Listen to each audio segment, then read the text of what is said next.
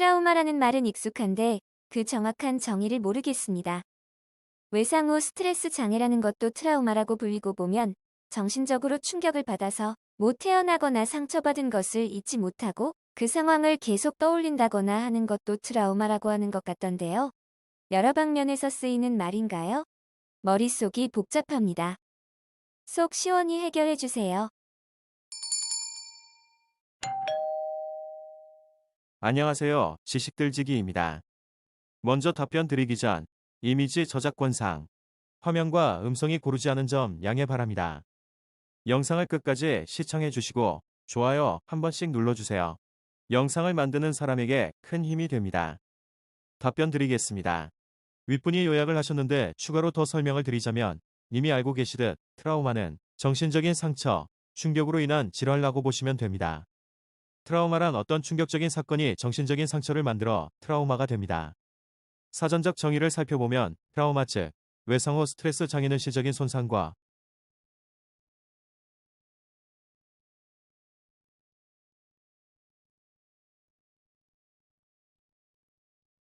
생명의 위협을 받은 사고에서 정신적으로 충격을 받은 뒤에 나타나는 질환이다.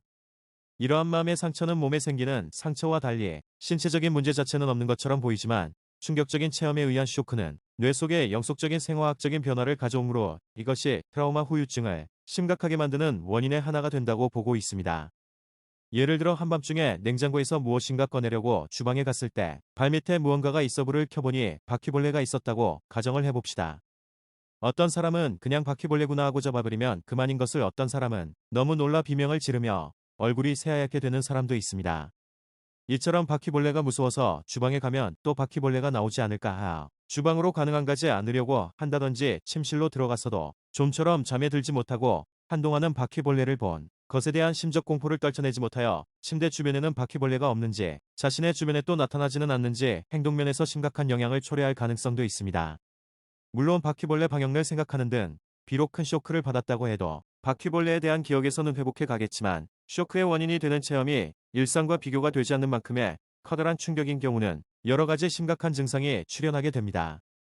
트라우마 경험이 꿈에 빈번히 나오는 현상 트라우마 경험이 소생하는 플래시백 현상 트라우마 경험을 상기시키는 자극에 따른 강한 불안감, 공포감 트라우마 경험을 상기시키는 상황을 피하게 된다. 트라우마 경험의 상황을 상세하게 생각해내지 못하게 된다. 강한 초조, 분노를 자주 표출한다. 심각한 정신적 침체 인명 곤란이나 중도각성이 있다.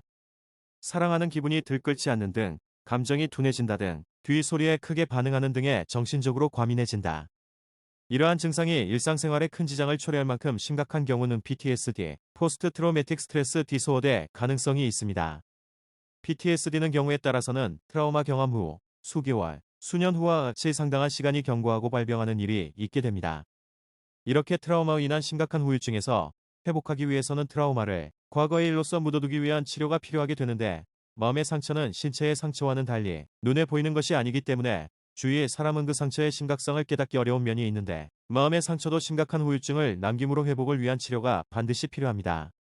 그러나 트라우마의 큰 문제점은 그것을 자신만의 일로서 마음속에 숨기게 되면 내부에서 받은 상처의 압력이 점점 커지게 됩니다. 그렇기 때문에 받은 상처의 압력을 감소시키기 위해서라도 마음속에 숨길 것이 아니라 그 경험에 대해 이야기하는 것으로도 트라우마 경험을 과거의 일로서 끝낼 수 있습니다. 마음의 상처는 마음속에 숨겨두지 않고 상담 또는 가까운 친구에게라도 이야기하는 것이 후유증을 심각화시키지 않기 위한 중요합니다. 일상의 고민을 친구에게 얘기한 후 마음이 편해졌던 경험은 누구나 있을 겁니다. 그러므로 일상생활의 스트레스도 마음속에 모아두지 말고 그때그때 풀어내면 참 좋겠습니다. 소피의 심리학 이야기였습니다. 지금까지 지식들지기였습니다. 다음 영상은 더욱 호기심 많은 질문들로 업데이트될 예정입니다. 구독하시면 일상생활에서 가끔 궁금한 질문들이 함께할 것입니다. 지식과 상식 얻어가세요. 감사합니다.